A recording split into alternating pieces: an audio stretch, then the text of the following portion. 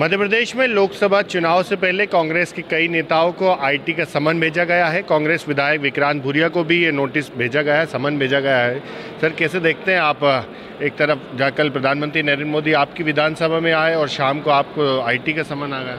हमने तो अच्छे से स्वागत करा, उन पर उनने अलग तरीके से स्वागत करा। कल हमने जब वो आए तो हमने तो बस यही मांग रखी थी कि क्षेत्र के जो नर्मदा का पानी मिलना चाहिए, झाबुआ को मिलना चाहिए, क्योंकि पानी की बहुत समस्या है। रोज़गार नहीं था तो रोज़गार मिलना चाहिए, वहाँ पर पढ़ने लिखने के इंस्टीट्यूशन बनना चाहिए, यूनिवर्सिटी बनना चाहिए।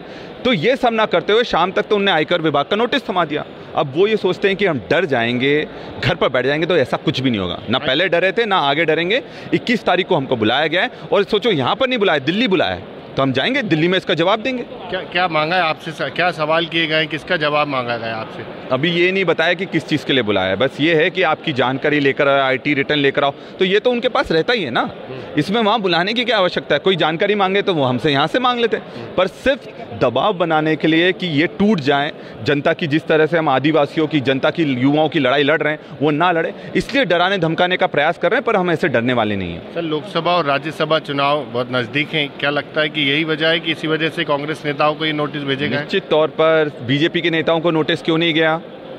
बीजेपी के नेता क्या पहले जब बीजेपी के बाहर रहते हैं तब भ्रष्टाचारी रहते हैं, बीजेपी में जाकर एकदम पवित्र बन जाते हैं क्या?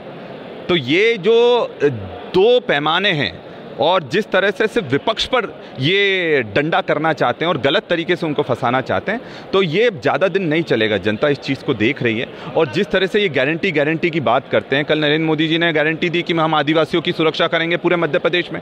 वो गारंटी शाम तक ही नहीं टिकी। शाम को ये आदिवासियों की बैतूल में जिस तरह से बुरी तरह से पिटाई करी गई, जूतों से मारा गया, मुर्गा बनाया गया, भाजपा के लोगों का नाम आया उसमें और अभी तक कोई कार्रवाई नहीं उनके खिलाफ।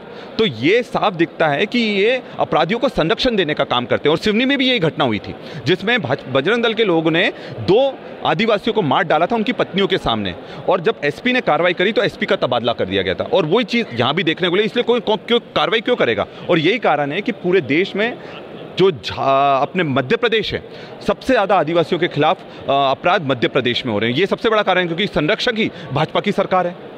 तो बिल्कुल, ये विक्रांत भूरिया हैं, कांग्रेस के विधायक हैं, यूथ कांग्रेस के प्रदेश अध्यक्ष हैं। इनको भी आईटी का समन आया है। इनका यही कहना है कि एक और जहां विपक्ष के नेताओं को आईटी का ये समन भेजा जा रहा है, दिल्ली बुलाकर जवाब मांगा जा रहा है, जबकि मध्य प्रदेश में भी पूछताछ हो सकती थी। लेकिन उनका कहना है कि हम डरेंगे नहीं, दिल्ली जाकर जवाब देंगे और विपक्ष के नेताओं को दबाने के लिए इस तरह से समन भेजे जा रहे हैं, लेकिन हम डरेंगे नहीं। भोपाल से TV9 मध्य प्रदेश छत्तीसगढ़ के लिए आमिर खान।